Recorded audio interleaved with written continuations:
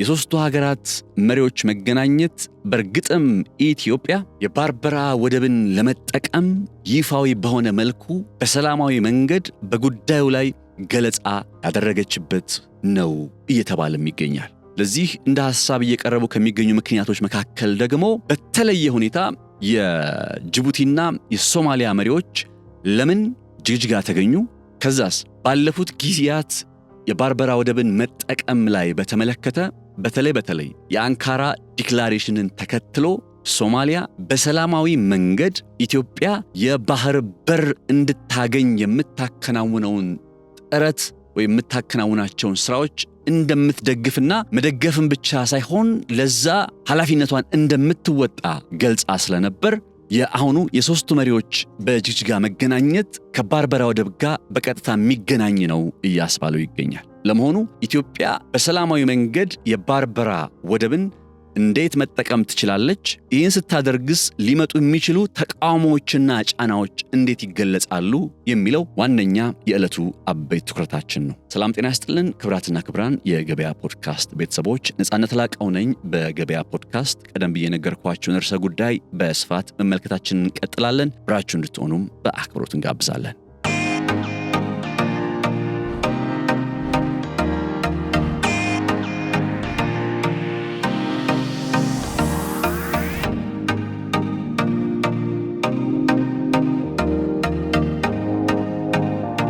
የሶማሊያው ፕሬዝዳንት ሐሰን ሼክ መሐመድ እንዲሁም የጅቡቲው ፕሬዝዳንት ሐሰን ዑመር ገሌ በዛሬው ዕለት በጅግጅጋ ተገኝተዋል። የሸበሌ ሪዞርት በይፋ የሚመረቅበትን አጋጣሚ በመጠቀም ነው እንግዲህ በዚህ የምረቃ ስነ ስርዓት ላይ ለመገኘት የሁለቱ ሀገራት ፕሬዝዳንቶች በጅግጅጋ መክተማቸውን እየሰማን የምንገኘው። ኢትዮጵያ ጠቅላይ ሚኒስትር አብይ አህመድ በገራድ ዋልዋል ኤርፖርት ላይ ተገኝተው አቀባበል አድርገውላቸዋል። መሪዎቹም የሸበሌ ሪዞርትን በይፋ መርቀዋል። ነገር ግን የነዚህ የሁለቱ ሀገራት መሪዎች ወደ ጅግጅጋ ወደ ኢትዮጵያ የመምጣታቸው ጉዳይ በአፍሪካ ቀንድ ፖለቲካ ላይ ምን የሚያሳየው ነገር አለ? ከሰሞኑ ስንከታተል የነበረው የአፍሪካ ቀንድ ፖለቲካዊ ሁኔታ ጋር በተያያዘ ይህ የሁለቱ ሀገራት መሪዎች መገኘት ምን አይነት አንድምታ አለው የሚለው ነገር እጅግ መሰረታዊ ይመስለኛል። እንደሚታወቀው የጅቡቲው ፕሬዝዳንት ኢስማኤል ኦመር ጊሌን ጠቅላይ ሚኒስትር አብይ አህመድ ከዚህ ቀደም ወደ ጅቡቲ በማቅናት አግኝተዋቸው ተነጋግረው እንደነበር አይዘነጋም። ከጅቡቲ ጋር በዋናነት ግብጽ በጅቡቲ የሚገኘውን የዶራሌህ ወደብ ላይ ስራዎችን ለማከናወን ወይም ደግሞ በጅቡቲ ላይ ጠንካራ የሆነ መገኘቷን ለማሳየትና ለማረጋገጥ እንዲል የዶራሌህ ወደብን አለማለሁ የሚል አይነት እቅድን ይዛ ስትንቀሳቀስ እንደነበረ አይዘነጋም። ይሄው ጉዳይ ለኢትዮጵያ እንደ ቀይ መስመር ነው። የኢትዮጵያው ጠቅላይ ሚኒስትር አብይ አህመድም ወደ ጅቡቲ በማቅናት በተለይ የዶራሌህ ወደብ ላይ ግብጾች ምንም አይነት ጫናና ተጽዕኖ እንዳይኖራቸው ለማድረግ የሚያስችል አይነት ውይይትን ከጅቡቲ ፕሬዝዳንት ኢስማኤል ዑመር ገሌ ጋር መነጋገራቸው ከዚህ ቀደም ይታወሳል። ስለዚህ የአሁኑም የጅቡቲው ፕሬዝዳንት ሐሰን ዑመር ገሌ ወደ ጅግጅጋ መጥተው ከጠቅላይ ሚኒስትር አብይ አህመድ ጋር መገናኘታቸው አንዱ ስፔሲፊካሊ ነጥለን ከተመለከትነው በጅቡቲና በኢትዮጵያ መካከል በተለይ የዶራሌህ ወደብን በመጠቀም ሂደት ላይ እንደ ግብጽ የመሰሉ ሀገራት ማሳረፍ የሚፈልጉትን ጫና ለመከላከልና አካባቢው ላይም እንግዲህ የኢትዮጵያን ጥቅም ባረጋገጠ መልኩ ግንኙነቱ እንዲቀጥል በማድረግ ረገድ ውይይቶችና ምክክሮች እንደሚከናወኑ ወይም እንደተከናወኑ በመገለጽ ላይ ይገኛል። ከሶማሊያው ፕሬዝዳንት ሐሰን ሼክ መሐመድ ጋር ተነጥሎ ደግሞ ከሶማሊያ ጉዳይ ጋር ደግሞ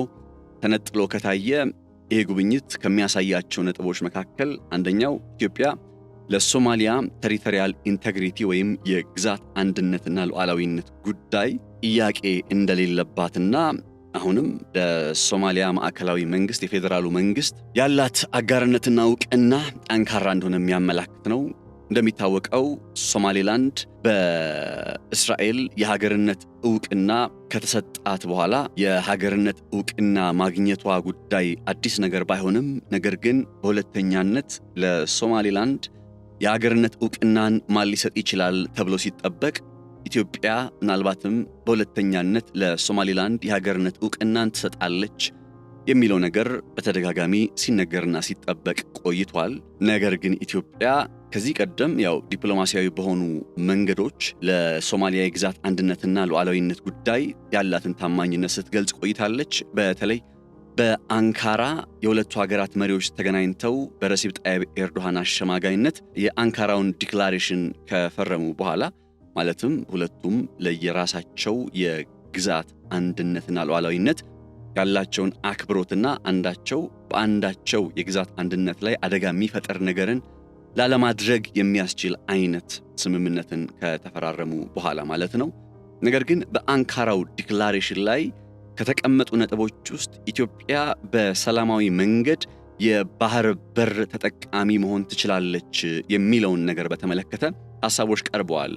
ይህንን ጥያቄ ደግሞ የሶማሊያ የሐሰን ሼክ አስተዳደር እንደሚመልስ ጭምር ነው በአንካራው ዲክላሬሽን ላይ የተቀመጠው። ነገር ግን የአንካራው ዲክላሬሽን ከተቀመጠ እንግዲህ በጣም ኦልሞስት ዓመት አልፎታል። ከዛ የኢትዮጵያ የባህር በር ጉዳይ ምናልባትም በ4 ወራት ጊዜ ውስጥ ተጨባጭ ወደሆነ ወይም መሬት ላይ የወረደ አይነት ውጤት ይመዘገብበታል ተብሎ ነበር ሲጠበቅ የነበረው። ምክንያቱም በዲክላሬሽኑ ላይ ከተስማሙ በኋላ በየካቲት አካባቢ ላይ በ2025 የካቲት ማለት ነው የጥናት ስራዎች ይጀምራሉ። ከዛ በ4 ወር ጊዜ ውስጥ የሚከናወኑት የጥናት ስራዎች ተጠናቀው በተጨባጭ መሬት ላይ የወረደ የኢትዮጵያን የባህር በር ጥያቄ መልስ ሊሰጥ የሚችል አይነት ምክር ሐሳብ ይቀርባል ተብሎ ሲጠበቅ እንደነበር አይዘነጋም። ያ ነገር አልሆነም፣ ወራትም አልፈዋል። ስለዚህ ያ በእንጥልጥል ላይ የሚገኘው ከሶማሊያ የሚጠበቀው የኢትዮጵያን ጥያቄ የመመለስ ጉዳይ በአሁኑ በጅግጅጋው የሁለቱ ሀገራት መሪዎች በሚገናኙበት አጋጣሚ ላይም እንደተነሳም እንግዲህ መረጃዎች ያመላክታሉ። ስለዚህ የኢትዮጵያን ብሔራዊ ጥቅም አንጻር ቆመን የአሁኑን ጉብኝት ከተመለከትነው 2 ቁልፍ ሊባሉ የሚችሉ የኢትዮጵያን የባህር በር ጥያቄዎች ጋር በተገናኘ ቁልፍ ሊባሉ የሚችሉ ነጥቦች አሉ። ከጅቡቲ ጋር በተያያዘ በጅቡቲ የግብጾችን እንቅስቃሴና ተጽዕኖ መመከት ጅቡቲ ከኢትዮጵያ ጋር ያላትን አጋርነት ጠብቃ እንደምትቀጥል ዋስትና መስጠት ተብሎ ሊገለጽ ሲችል፣ በሶማሊያ በኩል ከተመለከትነው ደግሞ ኢትዮጵያ ለሶማሊያ የግዛት አንድነትና ሉዓላዊነት ታማኝነቷን በመግለጽ ምናልባትም ለሶማሌላንድ ዕውቅና በመስጠት ሂደት ውስጥ ምናልባት በቅርብ ጊዜ ወይም በአጭር ጊዜ ውስጥ የምንመለከተው አይነት ነገር እንዳልሆነም ጭምር ፍንጭ የተሰጠበት አይነት ውይይት ተደርጎ ሊቆጠር ይችላል። ከዚህ ጋር በተያያዘ የተለያዩ ዘገባዎች እየወጡ ነበር። ከወጡት ዘገባዎች መካከል በጅግጅጋ የሚካሄደው ስብሰባ በአፍሪካ ቀንድ የፖለቲካ ትኩሳት ላይ ትልቅ ለውጥ ያመጣል ተብሎ የታመነበት አይነት ስብሰባ በጅግጅጋ ከተማ ተካሂዷል ተብሎ ይገለጻል። በዚህ ስብሰባ ላይ የኢትዮጵያ፣ የኬንያ፣ የሶማሊያ፣ የጅቡቲና የተባበሩት አረብ ኤሚሬትስ ከፍተኛ ልዑካን እንደሚገኙም ጭምር ሲገለጽ ነበር። ነገር ግን ይህ ዘገባ እስከተጠናከረበት ጊዜ ድረስ የጅቡቲና የሶማሊያ መሪዎችን በጅግጅጋ መገኘታቸውን ከማረጋገጥ ባለፈ የተባበሩት አረብ ኤሚሬትስ ከፍተኛ ልዑክ በስብሰባው ላይ እንዳልተገኙ እየተገለጸ ይገኛል። ነገር ግን የአረብ ኤሚሬቶችና ኢትዮጵያ ከሳምንታት በፊት የተፈራረሙት የዲፌንስ አግሪመንት እንዳለ ይታወቃል። የዲፌንስ አግሪመንት መፈራረም ብቻ ሳይሆን የሶማሊላንድ ግዛት ጉዳይን በተመለከተም የሶማሊላንድ የሀገርነት ሂደትን ጉዳይ በተመለከተም በጋራ ዝምታን መርጠዋል ዩናይትድ አረብ ኤሚሬትና ኢትዮጵያ። ሶማሊያ የተባበሩት አረብ ኤሚሬት ሙሉ በሙሉ ከግዛቷ ላይ ጓዟን ጠቅለላ እንድትወጣ ስትጠይቅና ይህንንም ስታስገድድ እንደሚታወቀው ኤሚሬትስ ከተለያዩ የሶማሊያ ግዛቶች ውስጥ ወጥታ ነገር ግን በዛው በሶማሊላንድ ውስጥ መቀመጫዋን እንዳደረገች ዛሬም ድረስ የሚታይ ነው ወይም የሚታወቅ ነው እና የአረብ ኤሚሬትና የሶማሊያ ግንኙነት እጅጉኑ በጣም ውጥረት የተሞላበት አይነት እንደሆነ ልብ ይለዋል። ምናልባት በዛ የሶማሊያ አረብ ኤሚሬትን ከግዛቷ ስታባረር እንደምታስታውሱት ኢትዮጵያ የብሔራዊ ደህንነት የሥራ ሹሟን ወደ ሞቃዲሾ ልካ አምባሳደር ሬድዋን ሁሴን ከሶማሊያ ከፍተኛ አመራሮች ጋር እንደ ሽምግልና ጭምር እንደተቀመጡና የአረብ ኤሚሬትን ከሶማሊያ ግዛት ውስጥ እንዳያስወጡ ጭምር ጥያቄ አቀርበው እንደነበር አይዘነጋም። በዛሬው ዕለት በጅግጅጋ የኢትዮጵያና የሶማሊያ መሪዎች መገናኘታቸውም አንዱ በዚህው የውጥረት እየተሞላበት በመጣው የተባበሩት አረብ ኤምሬትና የሶማሊያ ግንኙነት ውስጥ ምናልባትም ኢትዮጵያ የአሸማጋይነትን የአደራዳሪነትን ሚና በመያዝ በአካባቢው ላይ ሰላም ንፋስ እየነፈሰ እንዲቀጥል ጥረቷን ታደርጋለች ተብሎም ሊገለጽ ይችላል። እነዚህ ጉዳዮች አንድ በግልጽ የሚያሳዩትና የሚያመላክቱትም ነገር ታዲያ ከሰሞኑ በተደጋጋሚ ስንል እንደነበረው የአፍሪካ ቀንድና የቀይ ባህር መግቢያ ቀጠና ላይ ያለ ሰላምና ደህንነት እንዲረጋገጥ ካስፈለገ ኢትዮጵያ ይህንን በማረጋገጥ ረገድ ቁልፍ ሚና አላት የሚለውን ሐሳብ ደጋግመን እያነሳን ደጋግመን እየተነጋገርን ቆይተናል። የአሁኑ የሁለቱ ሀገራት መሪዎች በኢትዮጵያ ተገኝተው ከኢትዮጵያ ጠቅላይ ሚኒስትር አብይ አህመድ ጋር ለውይይት መቀመጣቸው በራሱ ለዚህ እንደ አንድ ማሳያ ተደርጎ ሊቆጠር ይችላል ማለት ነው።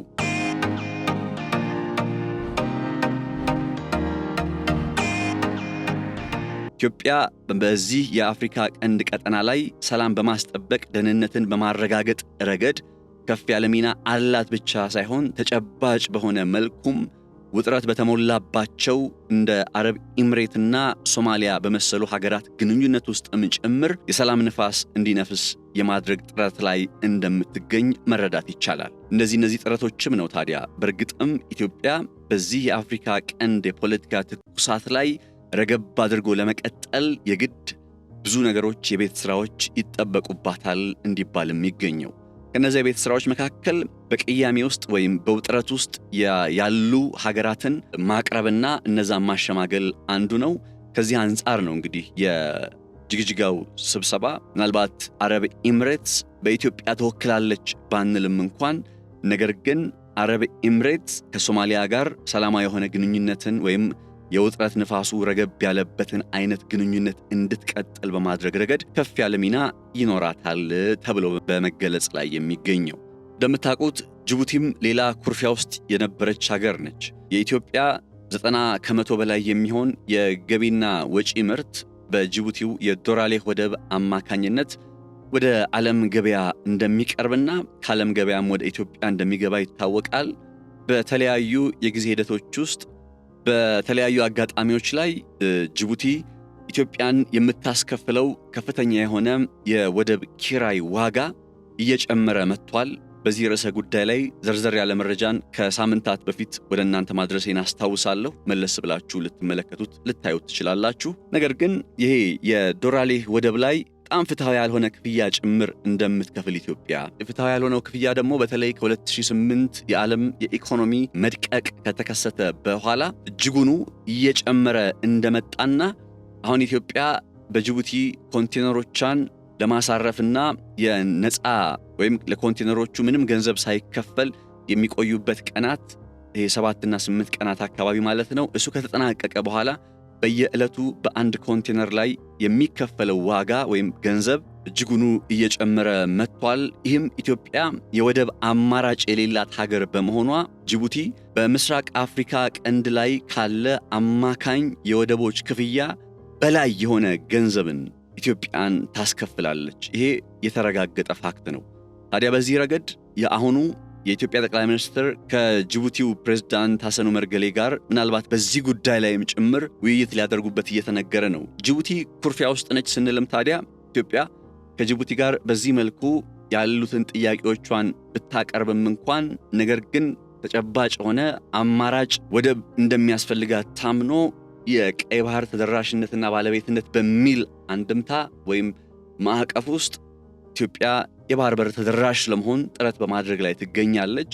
ይህ ኢትዮጵያ የባህር በር ተደራሽ ለመሆን የምታደርገው ጥረት እንደ ጅቡቲ የመሰሉ ሀገራትን የሚያስጨንቅ ጉዳይ ነው። ለምን ከተባለ ደግሞ ጅቡቲ በኢትዮጵያ ላይ የተንጠለጠለ ኢኮኖሚ ስላላት ኢትዮጵያ አሁን እድል ቀንቷት አማራጭ ወደብ አግኝታ ተጠቃሚ መሆን የምትችልበት ስነ ምህዳር ከተፈጠረ ለምሳሌ የሶማሊላንዱን የባርበራ ወደብ መጠቀም ሊጀምር ነው ብላ ብትገልጽ ይህ ጉዳይ ስጋት እንደሚሆንባቸው ነው የሚያምኑት ወይም በእነሱ ህልውና ላይ የተጋረጠ ጋሬጣ አድርገው ይቆጥራሉ የጅቡቲ ሰዎች። ለዛም ነው ካስታወሳችሁ ያኔ ኢትዮጵያ ከሶማሊላንድ ጋር የሆነ አይነት ግንኙነትን ልትጀምር ነው የሚሉ ዘገባዎች እየወጡ በነበረበት ጊዜ ከፍተኛ ተቃውሞና ቁጣ ጅቡቲ ከማሰማት አልፋ ከሳውዲና ከግብፅ ጋር ጭምር በመተባበር ኢትዮጵያ ላይ ጫና ሊያሳድር የሚችል አይነት ተግባርን ስታከናውን ቆይታለች።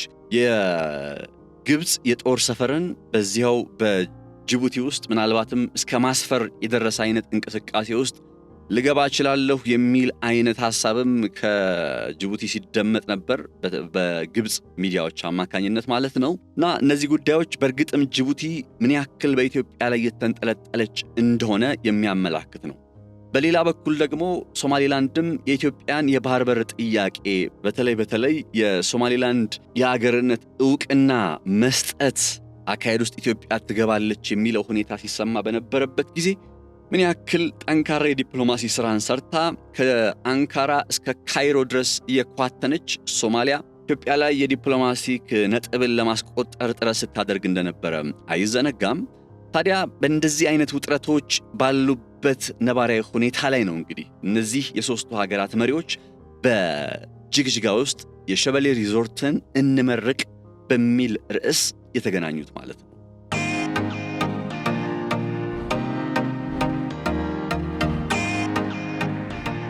አሁን ቀደም ብዬ እንዳልኳችሁ የመጀመሪያው የዚህ የሶስቱ ሀገራት መሪዎች መገናኘት የመጀመሪያው አንድምታ ምናልባትም ኢትዮጵያ ለሶማሊላንድ የሀገርነት ዕውቅና አካሄድ በምንም መልኩ እንደማትገፋበት የምታረጋግጥበት አይነት ተብሎ ሊገለጽ ሲችል፣ ሁለተኛውና ቁልፍ ብዬ የምገልጸው ደግሞ ኢትዮጵያ ቀጣይ የምትወስነው ወይም የምታደርገው አንድ ድንገቴ ወይም ሰርፕራይዝ ሊባል የሚችል አይነት ውሳኔ እንዳለ ፍንጭ የምትሰጥበት ነው። ጠቅላይ ሚኒስትር ዶክተር አብይ አህመድም የቀጣይ የኢትዮጵያን ሙቭ ወይ እንቅስቃሴ ከዚህ ቀደም ያው ለምሳሌ ለሶማሊላንድ የሀገርነት ዕውቅና እንሰጣለን የሚለው ድንገት አይደለ ሆነ የነበረው። ለዛም ነው ከጅቡቲም ሶማሊያም በጣም በቃ ከፍተኛ የሆነ መራኮት የነበረው።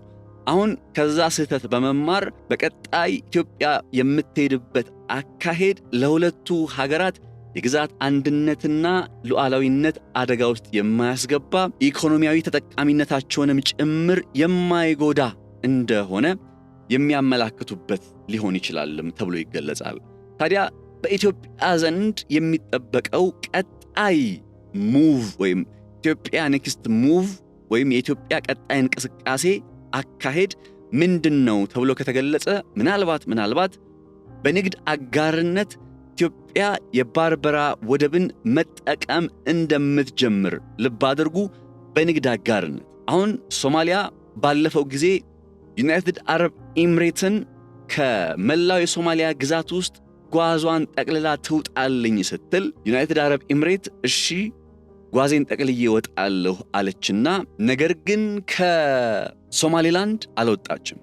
ለምንድነው ከሶማሊላንድ ያልወጣችው ተብሎ ከታየ ደግሞ አብሮ ሊቀርብ የሚችለው ነገር ያቀረቡት ምክንያት ነው። ዩናይትድ አረብ ኤምሬቶች ምንድነው ያሉት? እኛ ከሶማሊላንድ ጋር የንግድ አጋርነት አለን። ዲፒ ወርልድ የሚባለው ኩባንያ ከሶማሊላንድ ጋር የንግድ አጋርነት አለው። የንግድ አጋርነትን ማድረግ በመርህ ደረጃ ምንም አይነት ተቃውሞ የለውም። ለምሳሌ አሜሪካ ከታይዋን ጋር እንደምታውቁት ጠንካራ የሆነ የንግድ አጋርነት አላት። አክቹሊ ከንግድ አጋርነትም አልፎ የወታደራዊ አጋርነትም አላት፣ ዲፕሎማሲያዊ አጋርነትም አላት። አንዳንዶችም ቀጥተኛ ባልሆነ መልኩ ዕውቅና እንደመስጠት ነው ብለው ይገልጹታል የአሜሪካ ከታይዋን ጋር ያላትን አጋርነት። ልክ እንደዛ ሁሉ ዩናይትድ አረብ ኤምሬትም ይሄ ዓለም አቀፍ እንግዲህ ሕግ ስለማይጥስ የአሜሪካ ታይዋን ላይ የምትከተለውን አይነት አካሄድ በሶማሊላንድና በሶማሊያ ውስጥ እያከናወነች ትገኛለች። ይህንን አካሄድ ሶማሊላንድ አልተቃወመችም፣ ወይም ደግሞ ብትቃወም እንኳን ነገር ግን ተጨባጭ በሆነና መሬት ላይ በወረደ መልኩ ዩናይትድ አረብ ኤምሬት ሙሉ የንግድ ቋቷን ቆልፋ ከሶማሊላንድ ትውጣ ወደ ማለት አልመጣችም። እንደምታውቁት ዩናይትድ አረብ ኤምሬት $633 ሚሊዮን ገደማ በማውጣት ከ2019 እንደ አውሮፓውያን አቆጣጠር ወዲህ ዲፒ ወርልድ እየተባለ በሚጠራ ኩባንያ አማካኝነት የባርበራ ወደብን ስታለማ ቆይታለች።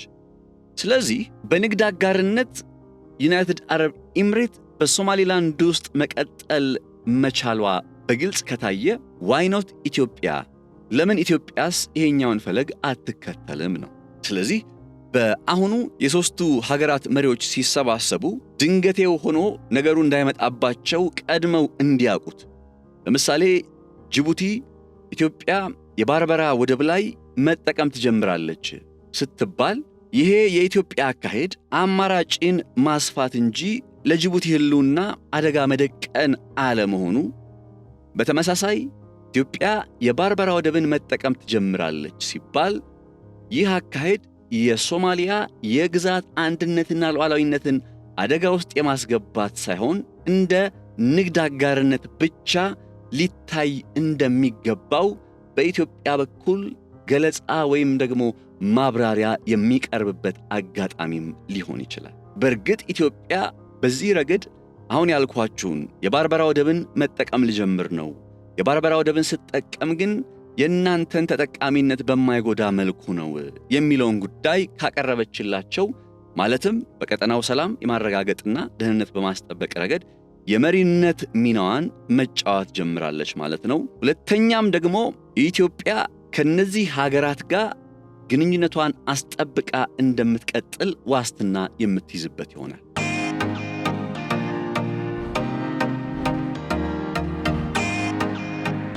ሌላው ሶስቱ ሀገራት በጅግጅጋ ተገኝተው የመምከራቸው የመወያየታቸው አንድምታ ተብሎ ከተገለጸ ሊገለጽ የሚችለው የኢትዮጵያ ቀጣይ አካሄድ በተመለከተ፣ በተለይ በሶማሊላንዱ የባርበራ ወደብ ላይ በተመለከተ ኢትዮጵያ አቋሟን አጽንኦት ሰጥታ የምታብራራበት አይነት እንደሚሆን በመገለጽ ላይ ይገኛል። ይህንን አካሄድ ሶማሊያም ሆነች ጅቡቲ መቃወም አይችሉም። እንዳልኳችሁ ነው፣ ይሄ የንግድ አጋርነት ነው። ዩናይትድ አረብ ኤምሬቶች በዚህ ረገድ ተክነውበታል። ልብ አድርጉ፣ ኢትዮጵያ ዕውቅና እሰጣለሁ አይደለም ያለችው። ከዚህ ቀደም በሐርጌሳና በአዲስ አበባ መካከል ተፈርሞ በነበረ የመግባቢያ ሰነድ ስምምነት ላይ ኢትዮጵያ ለሶማሊላንድ ዕውቅና እሰጣለሁ፣ ሶማሊላንድም በምላሹ በባርበራ ወደብ ላይ ኢትዮጵያ በሊዝ የምትጠቀመው ወደብን እሰጣለሁ ብለው ነበረ የተፈራረሙት። አሁን ያ ያስከተለው ዲፕሎማሲያዊ ጫና በግልጽ ስለሚታወቅ ኢትዮጵያ ከዛ ስህተት በመማር፣ ስህተት ሲባል ያው ለምን እንደሆነ በደንብ ነግሬያችኋለሁ። ብቻችንን መሆናችን ብቻ ነው ስህተታችን ብያችኋለሁ ያኔ። አሁን የኢትዮጵያን የባህር በር ጥያቄ የሚደግፉ በርካታ ሀገራት እንዳሉ በትላንት ዘገባ በግልጽ አስቀምጬላችኋለሁ። እስራኤል ትደግፋለች። እስራኤል ማለት ለሶማሊላንድ ዕውቅና የሰጠችው ሀገር። ስለዚህ ኢትዮጵያ የባህር በር ተደራሽ መሆኗን ደግፋለሁ በሰላማዊ መንገድ እስከሆነ ድረስ ካለች፣ ኢትዮጵያ ተነስታ የባርበራ ወደብን መጠቀም ልጀምር ብትል ምንድነው ችግሩ? በሰላማዊ መንገድ ለሶማሊላንድ ዕውቅና ሳልሰጥ፣ ነገር ግን የንግድ አጋርነትን ታሳቢ ባደረገ መልኩ ከሐርጌሳ ጋር ግንኙነት ይኖረኛል ብትል ምንድነው ችግሩ? ታውቃላችሁ አይደል? ሶማሊላንድ ውስጥ እነ ዩናይትድ ኪንግደምን ጨምሮ በርካታ ሀገራት የቆንጽል ጽሕፈት ቤት አላቸው፣ የንግድ አጋርነት አላቸው። አሁን ከባርበራ ወደብ ተነስቶ ኢትዮጵያ ጋር እስከሚዋሰን ድረስ ያለውን የመሰረተ ልማት ፕሮጀክቶች ዩናይትድ ኪንግደሞች ናቸው የገነቡ። አሁን ይህን ሲያከናውኑ የፌዴራሉ መንግስት ዕውቅና ይሰጣቸዋል ማለት ለፌዴራሉ መንግስት ለሶማሊያ ማለት ነው ዕውቅና እንደሰጡ ናቸው፣ ወይም ሶማሊላንድን እንደ ሀገር አልቆጠሩም።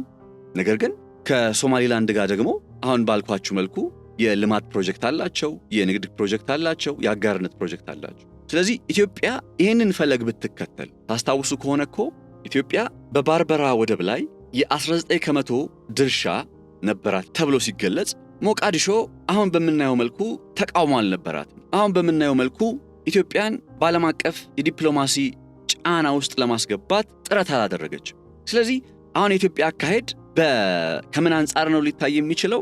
ሰላማዊ በሆነ መንገድ፣ አሁን አስቡ፣ ሰላማዊ በሆነ መንገድ የባህር በር ተጠቃሚነትን ማረጋገጥ፣ የባህር በር ተደራሽነትን ማረጋገጥ ሲባል አንደኛው ነገር አማራጭን ማዘጋጀት ነው። ከጅቡቲው ዶራሌህ ወደብ በተጨማሪ አማራጭ የወደብ ተደራሽ መሆን የሚቻልባቸው መንገዶች ማዘጋጀት ነው። እንደምታውቁት ጅቡቲ ቁጣ የተሰማት ኢትዮጵያ በቃ ለኦን የምታደርገው ሙሉ በሙሉ ገቢ ወጪ ምርቷን ልታዞርብኝ ትችላለች በሚል ስጋት እንደሆነ ይታወቃል። ትላንት እንደነገርኳችሁ የኢትዮጵያን የባህር በር ጥያቄ በሰላማዊ መንገድ እስከሆነ ድረስ ጀርመንና የአውሮፓ ህብረት፣ እስራኤል፣ አሜሪካ፣ ቻይና ዋና ዋና የሚባሉት እንግዲህ ግሬት ፓወርስ የሚባሉት እንኳን የሚደግፉት እየሆነ መጥቷል ብያቸዋለሁ። ስለዚህ አሁን ከሶማሊላንድ ጋር በሰላማዊ መንገድ የሶማሊያን የግዛት አንድነትና ሉዓላዊነት በማይሸረሽር መልኩ የባርበራ ወደብን መጠቀም እጀምራለሁ ስትል ኢትዮጵያ ይሄ ሞቃዲሾንም ጅቡቲንም የሚያስከፋ ነገር አይደለም። ስለዚህ የሁለቱ ሀገራት መሪዎች አሁን በጅግጅጋ ተገኝተው የሸበሌን ሪዞርት መርቀው ቁብ ሰጠው ሊነጋገሩ የሚችሉበት ጉዳይ የኢትዮጵያን በሰላማዊ መንገድ የባህር በር ተጠቃሚ መሆን የምትችልበትን ጉዳይ መስማማት ነው።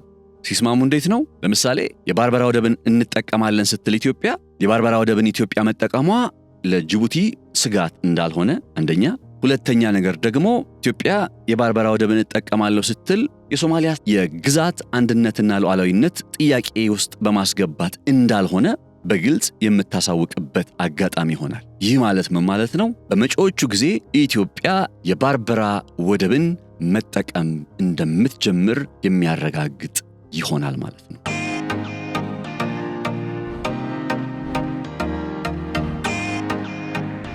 እንደምታውቁት የዩናይትድ አረብ ኤምሬትና የኢትዮጵያ ጋርነት ጠንካራ ጋርነት ነው። ዩናይትድ አረብ ኤምሬትስ የባርበራ ወደብን ስታለማ እንደው ሶማሊላንድን ወዳት አይደለም ያለማችሁ። ያንን ወደብ ካለማችሁ በኋላ ሊኖር የሚችል የንግድ ተጠቃሚነትን ታሳቢ በማድረግ ነው። መረጃዎች እንደሚያመላክቱትም የኢትዮጵያን ገቢ ወጪ ምርት 2/3 የሚሆነውን ይባላል በሶማሊላንዱ የባርበራ ወደብ አማካኝነት መጠቀም እንዲቻል ጭምር ታሳቢ ተደርጎ ነው $633 ሚሊዮን ኢንቨስት ተደርጎ በዲፒ ወርልድ አማካኝነት የባርበራ ወደብ የለማው። ይህ ወደብ ከለማ በኋላ እንዳልኳችሁ ከ2019 ላይ ከጀመረ በኋላ 2023 መጨረሻ ምናምን አካባቢ ላይ ይመስለኛል ሙሉ በሙሉ ግንባታው ተጠናቋል። ግንባታው ከተጠናቀቀበት ጊዜ አንስቶ ግን እስከ ዛሬ ድረስ የባርበራ ወደብ ለሶማሊላንድም ሆነ ለሶማሊያ ከዛስ ደግሞ በዛ ላይ ኢንቨስት ያደረገውን የዩናይትድ አረብ ኤምሬት ተጠቃሚ እያደረገ አይደለም። እንደ ሊያቢሊቲ ሊቆጠር ይችላል ጥቅም ላይ ካልዋለ። ስለዚህ ጥቅም ላይ መዋል አለበት። በሰላማዊ መንገድ እንዴት ነው ጥቅም ላይ የሚውለው?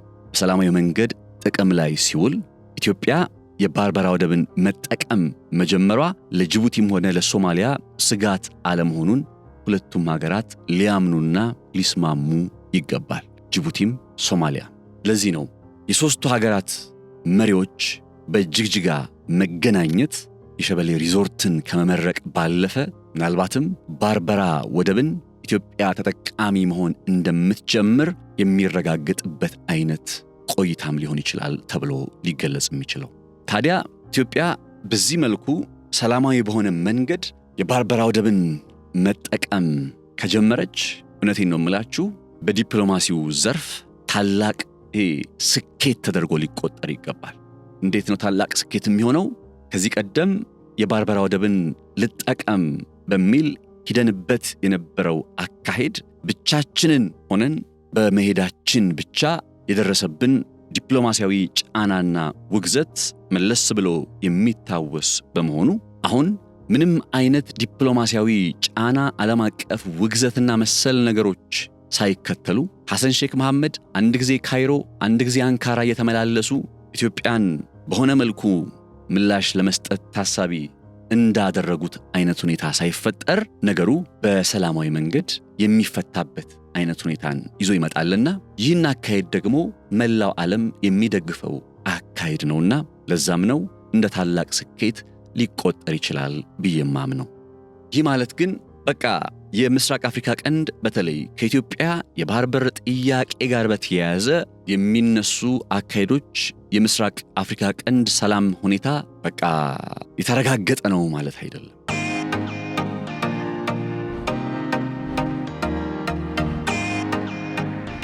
እንደምታውቁት ከቀናት በፊት የረሲብ ጣይብ ኤርዶሃን አስተዳደር F-16 እየተባሉ የሚጠሩ አሜሪካ ሰራሽ የጦር ጀቶችን በሶማሊያ አስፍሯል። ያው የረሲብ ጣይብ ኤርዶሃን አስተዳደር ይህንን ጉዳይ ያደረገው ለምንድን ነው ተብሎ ሲገለጽ በነገራችን ላይ 3 ናቸው F-16 የጦር ጀቶቹ። እነዚህን F-16 የጦር ጀቶች አሜሪካ ሰራሽ ናቸው። የሰሜን ጦር ቃል ኪዳን ድርጅት ኔቶ አባል እንደሆነች ይታወቃል ቱርክ። ስለዚህ በዛ ማዕቀፍ ውስጥ የንግድ አጋርነቶቹም አብረው ስለሚታዩ እንዲያውም F-35ን ጭምር ቱርክ ለመታጠቅ ጥረት እያደረገች እንደሆነ ይታወቃል። እነዚህ የጦር መሳሪያዎች ግን F-16፣ F-35 ምናምን የሚባሉት የጦር ጀቶች ግን በሪሞት ሴንሲንግ ቴክኖሎጂ አሜሪካ ቁጥጥር የምታደርግባቸው እንደሆነና ከአሜሪካ ፍላጎት ውጪ ነው ተብሎ ሁኔታዎች ከተስተዋሉ አሜሪካ እርምጃ ልትወስድባቸው የምትችላቸው አይነት የጦር ጀቶች እንደሆኑም ልብ ይለዋል። እና አሁን ቱርኮች በሶማሊያ ውስጥ እነዚህን 3 F-16 የጦር ጀቶች አሰፈሩ የሚለው ጉዳይ መልእክቱ ለእስራኤል ነው። እስራኤል ለሶማሊላንድ ሀገርነት ዕውቅና መስጠቷ ይታወቃል። ይህንን ዕውቅና የመስጠት አካሄድ በጽኑ ከሚቃወሙ ሀገራት መካከል ደግሞ በግንባር ቀደምነት ከተጠቀሰች ቱርክ ትጠቀሳለች። ያው ሳውዲ አረቢያና ግብፅም እንዳለ ሆነው ቱርኮች በሶሪያ ውስጥ በአልአሳድ በቀድሞ አልአሳድ ሀገር ሶሪያ ውስጥ በጣም ከፍተኛ ውጥረት ውስጥ የእጅ አዙር ግጭት ውስጥ ነው የሚገኙት እስራኤልና ቱርክ። አሁን በዚህ የቀይ ባህር ቀጠና ላይ ደግሞ ፍላጎታቸውን ይዘው ሲመጡ በሁለት የተለያየ አቋም ወይም ጽንፍ ላይ ቆመዋል። አንደኛው የእስራኤልን አካሄድ የሚቃወም ሆኖ ሶማሊያን እየደገፈ፣ ሁለተኛው ደግሞ የቱርክን አካሄድ የሚቃወም ሆኖ ሶማሊላንድን እየደገፈ በሁለት የተለያዩ ጽንፎች ላይ ቆመዋል። በዚህ ውጥረት መካከል ላይ ያሉም ነው ታዲያ F-16 የጦር ጀቶችን አስፍረው የሶማሊያን የግዛት አንድነት በF-16 የጦር ጀቶች እናረጋግጣለን እያሉ የሚገኙት። አሁን ኢትዮጵያ ለሶማሊላንድ ሀገርነት ዕውቅና በመስጠት አይደለም የባርበራ ወደብን ልጠቀም እያለች አለች አይደል? ሰላማዊ በሆነ መንገድ በንግድ አጋርነት ሌሎች ሀገራት እንደሚያደርጉት እነ ዩናይትድ አረብ ኤምሬት እንደነ ዩናይትድ ኪንግደም የመሰሉ ሁሉ እንደሚያደርጉት እኔም ወይም ኢትዮጵያም በሰላማዊ መንገድ የንግድ አጋርነትን ማድረግ ነው ቀጥላለሁ እያለች አለች። ይህ አካሄድ አሁን እነ ሶማሊያ በስጋት ውስጥ ሊመለከቱ የሚችለው እንዴት ነው? ሶማሊላንድ ኢኮኖሚዋ እየፈረጠመ በመጣ ቁጥር፣ አቅሟ እያደገ እየጎለበተ በመጣ ቁጥር የኢትዮጵያን 2/3 ገቢ ምርት ማስገባት ማስወጣት ወደምትችልበት ደረጃ ላይ በመጣሽ ቁጥር ይህን አካሄድ ሶማሊያም ሆነች ጅቡቲ እንደ ስጋት ሊመለከቱ ይችላሉ። የሚካድ አይደለም ይሄ። እናም ይህንን የኢትዮጵያ አካሄድ በቀላሉ ሊስማሙበት ይችላል ብዬ አልጠብቅም ወይም አልገምትም። እንዳልኳችሁ ነው በኢትዮጵያ ዙሪያ ያለ ሁሉ ኤርትራ፣ ሶማሊላንድ፣ ሶማሊያ፣ ጅቡቲ፣ ኢቨን ኬንያ። በነገራችን ላይ በዛሬው ጉባኤ እኮ የኬንያ መሪዎችም ይጠበቁ ነበር ሲባል ነበር። ኢቨን ኬንያ ራሱ የኢትዮጵያን ግዙፍ የህዝብ ቁጥር እና ግዙፍ ኢኮኖሚ መጠቀም ይፈልጋሉ። ኬንያ የላሙ ወደብን ስታለማ የላሙ ወደብ አስፈልጓት ሳይሆን ኢትዮጵያ የላሙ ወደብን እንድትጠቀም በሚል ነው። እነ ሱዳን የፖርት ሱዳን ወደባቸውን ኢትዮጵያ እንድትጠቀምላቸው ይፈልጋሉ። ገብቷቸዋል። ኢቨን ሶማሊያ ተሰልፍም ትፈልጋለች። አሁን ይሄ ሁሉ ፈላጊ ባለበት ሁኔታ ላይ ባርበራ ላይ ኢትዮጵያ ገብቷቸዋል። አማራጮች ሲቀርቡ እነዚህ ሁሉ አማራጮች ካሉ ለምሳሌ ሱዳን ያው ጦርነት ውስጥ ነች፣ ሊሆን አይችልም። የኬንያው አማራጭ አለ፣ የሶማሊያ አማራጮች አሉ፣ እነ ሞቃዲሾ እነ ኪስማዩ ውስጥ የሚገኙ ወደቦች አሉ ምናምን። ኬንያ፣ ሶማሊያ፣ ያው ኤርትራ እንኳን ያለው ነባራዊ ሁኔታ ይታወቃል፣ ምንም አማራጭ አታቀርብም። ስለዚህ ያሉት አማራጮች አሁን ለኢትዮጵያ በወደብ ደረጃ ልጠቀም ብትል ያሉ አማራጮች የኬንያው የላሙ ወደብ አለ፣ ሶማሊላንድ ውስጥ ያለው የባርበራ ወደብ አለ። የኪስማዩ ወደብ ይርቃል ከአዲስ አበባ። ኪስማዩ ወደብና ከአዲስ አበባ የባርበራ ወደብ ቢለካ ይርቃል። በነገራችን ላይ በቅርበት ደረጃ ከአዲስ አበባ ቅርቡ ወደብ የትኛው ነው ለአዲስ አበባ ከተባለ አንደኛ የአሰብ ወደብ ነው፣ ሁለተኛ የጅቡቲ ወደብ ነው፣ ሶስተኛ የባርበራ ወደብ ነው። የአሰብን በመናቃቸው ምክንያቶች እየተጠቀምንበት የምንገኘው ጅቡቲ አለ። ከጅቡቲ ቀጥሎ የተሻለው አማራጭ ለኢትዮጵያ የትኛው ነው ሲባል የባርበራ ወደብ ነው። ስለዚህ ኢትዮጵያ የባርበራ ወደብ ላይ ስተክ ማድረጓ ወይም የባርበራ ወደብን ማስቀደሙ አይቀርም። ይህ አካሄድ ወይም የባርበራ ወደብ ላይ ኢትዮጵያ የሙጥኝ ማለቷ የሶማሊላንድ እድገት ጋር በቀጥታ ስለሚገናኝ፣ ሶማሊላንድ ማለት ባለፉት በርካታ ዓመታት በጣም ሰላማዊ የሆነ ምርጫ ስታከናውን፣ ዲሞክራሲያዊ የሆነ ምርጫ ስታከናውን የነበረች በጣም ስቴብል የምትባል ሀገር ነች። ባይዘወይ እዚህ ቀጠና ላይ ካሉ ሀገራት ሁሉ ኢቭን ከኢትዮጵያም በላይ እና ሶማሊላንድ ኢኮኖሚያዊ ተጠቃሚነትን ማግኘት የምትችልበትን አይነት እድል ከኢትዮጵያ አገኘች ማለት በዚህ ቀጠና ላይ ተጽዕኖ ፈጣሪ ሆና በመውጣት ረገድ በጣም ከፍ ያለ እድልን ታገኛለች።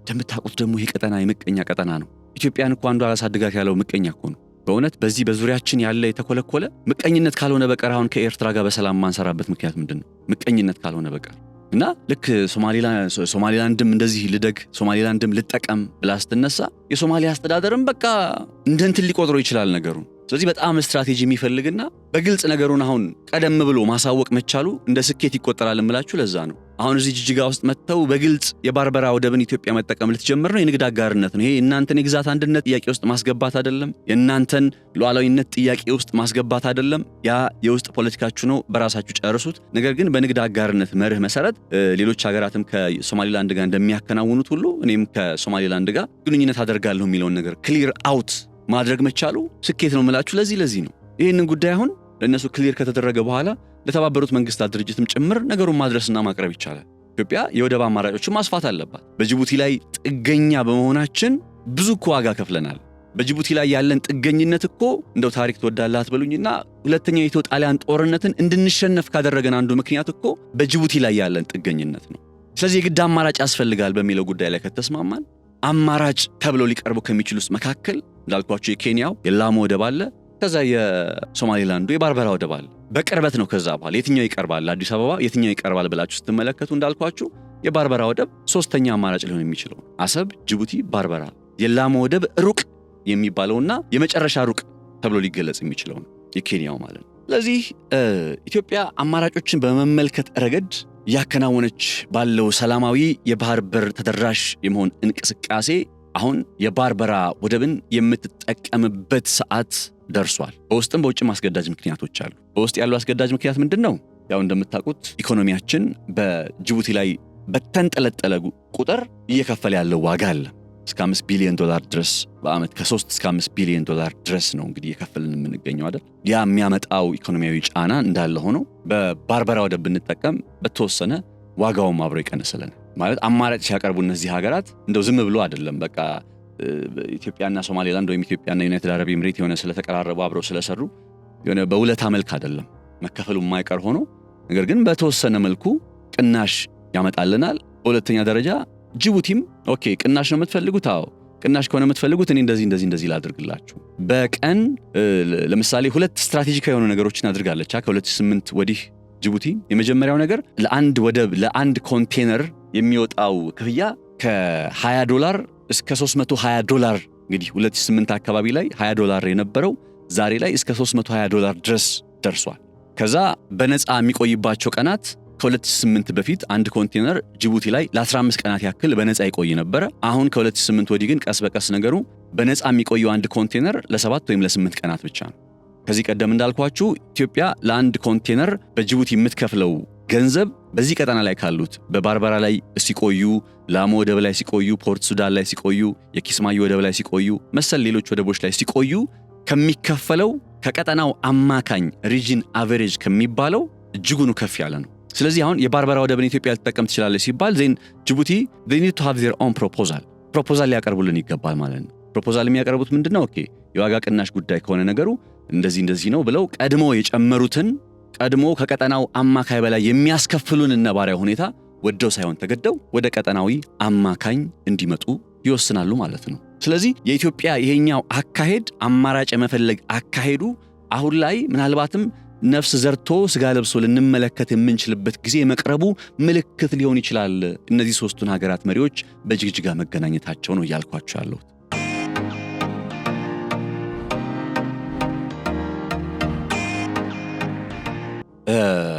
ስጋቶቹን ጥቂት እናንሳቸው። ስጋት የሚባሉት ነገሮች ምንድናቸው? ኢትዮጵያ እንደ ስጋት እንደ ችግር ሊመጡባት የሚችሉ ነገሮች ምንድናቸው ከተባለ ኢትዮጵያ ይህንን በባርበራ ወደብ ላይ እንደ አማራጭ በመጠቀም እንቅስቃሴዋ ስትገፋ በሰላማዊ መንገድ የሚለውን አስምሩልኝ። አሁንም በዚህ እንቅስቃሴ ላይ ስትገፋ አንደኛ ሊመጣ የሚችለው ችግር ጥቅማችን ይቀንሳል ብለው የሚያስቡት አካላት በተለይ የጅቡቲ መንግስት ይህንን አካሄድ አላረለ በቁጣ ሊመለከተው ይችላል፣ በተቃውሞ ሊመለከተው ይችላል። ምክንያቱም በቃ ጅቡቲዎች ሁሌ እነሱ ላይ ጥገኛ ሆነን እንድንቀጥል ስለሚፈልጉ። በአንጻሩ ቅድም እንዳልኳችሁ ደግሞ የሶማሊያ መንግስት የሶማሊላንድ እንደ ሀገር በመንቀሳቀስ ረገድ አሁን ግዙፍ ኢኮኖሚ ካላት ኢትዮጵያ ጋር መስራት የመጀመሪያው ጉዳይ ሪሶርስ ሼሪንግ። በቃ አሁን ከኢትዮጵያ የሚገኘውን ሀብት እንዴት ነው የሚካፈሉት? በሶማሊላንድና በሶማሊያ ውስጥ የውስጥ ፖለቲካ ላይ በጣም ያላለቁ የቤት ስራዎች አሉ። እናንተ የሶማሊላንድን ትላላችሁ። በጣም እኮ ሶማሊያ የምታሳዝን እኮ ሀገር ናት።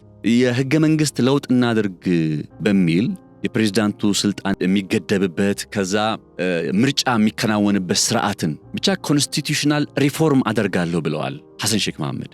እንዲያ ከሰሞኑ አይታችኋል። የሶማሊያ ፓርላማ በቃ በጣም ከፍተኛ የሆነ ተቃውሞ እየተቀሰቀሰ ፊሽካ እየነፉ ይሄ ፊሽካ የሚነፉት በነገራችን ላይ ፊሽካ የሚነፋው በሶማሊያ ፓርላማ ውስጥ እንዴት መሰላችሁ? ኤቭሪዋን የሶማሊያ ፓርላማ ተቃውሟቸውን ፊሽካ እየነፉ የመግለጽ መብት አላቸውና በቃ ፊሽካቸውን እየነፉ ወረቀት እየቀደዱ የሐሰን ሼክ አስተዳደር የኮንስቲቱሽን ሪፎርም ህገ መንግስታዊ ለውጥ ማለት ነው እየተቃወሙ ነው የሚገኙት።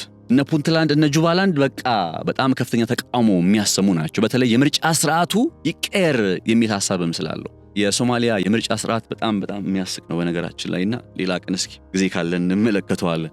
እና ያንን ስርዓትን ቀይር እያሉ ነው። ቀጥተኛ ያልሆነ ዲሞክራሲ ነው የሚከተሉት። በጎሳ መሪዎች በጎሳ አባቶች መካከል አማካኝነት የሚከናወን የምርጫ ስርዓት ነው እና ይሄን አካሄድ ቀይራለሁ ብለው ማለታቸው ነው እንግዲህ ብዙ ተቃውሞ እያስነሳባቸው ያሉት።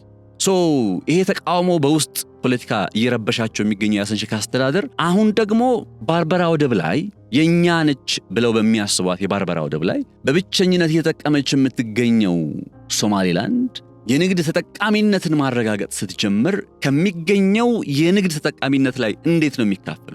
እንደምታውቁት እንደ ብቻዋን ሀገር ሆና የምትንቀሳቀስ ስለሆነች ሶማሌላንድ ምንም አይነት ሪሶርስ ሼሪንግ አይኖርም። ምንም አይነት የሀብት ክፍፍል አይኖርም በሶማሌላንድና በሶማሊያ መካከል። ይህን ጉዳይ ሶማሊያ እንደምን ልትጠቀመው ትችላለች? በውስጥ እየገጠማት ያለውን የህገ መንግስታዊ ለውጥ አደርጋለሁ በሚል ሐሰን ሼክ መሐመድ እየገጠማቸው ያለውን ተቃውሞና ቁጣ ለመመከት በተወሰነ መልኩ ደግሞ ትኩረትን ለማዞር ህዝባዊ አንድነትና ድጋፍን ለማግኘት ይህን የሶማሌላንድ ኢትዮጵያ የባርበራ ወደብን የመጠቀሟን አካሄድ በተቃውሞ ሊመለከቱ ይችላሉ። ሁለት በሶስተኛነት እንደ ችግር ሊሆን የሚችለው ጉዳይ እነ ግብጽና በዚህ ቀጠና ላይ ኢትዮጵያ የባህር በር ተደራሽ እንዳትሆን የሚፈልጉ ኃይሎች በዋናነት ግብጽ፣ ሳውዲ አረቢያና ኤርትራ ይህንን የኢትዮጵያ አካሄድ የቀጠናውን ሰላም የመረበሽ አይነት አካሄድ አድርገው ናሬት በማድረግ አሁንም ኢትዮጵያ ላይ ዲፕሎማሲያዊ ጫና ሊያመጡ ይችላል። ስለዚህ ኢትዮጵያ በዚህ ረገድ ለነዚህ ለሶስቱ ከጅቡቲ ለሚመጣ ከሶማሊያ ለሚመጣ እንዲሁም የቀጠናው አክተርስ ናቸው ከሚባሉት እንደ ሳውዲ እና ግብጽ የመሰሉ ሀገራት ሊመጣ የሚችል ዲፕሎማሲያዊ ጫናን ለመመከት በተዘጋጀ መልኩ ከሻን ደንደን ማድረግና ጠንከር ብሎ መሞገት የሚያስፈልግበት ጊዜ ላይ እንደደረስን አምናለሁ።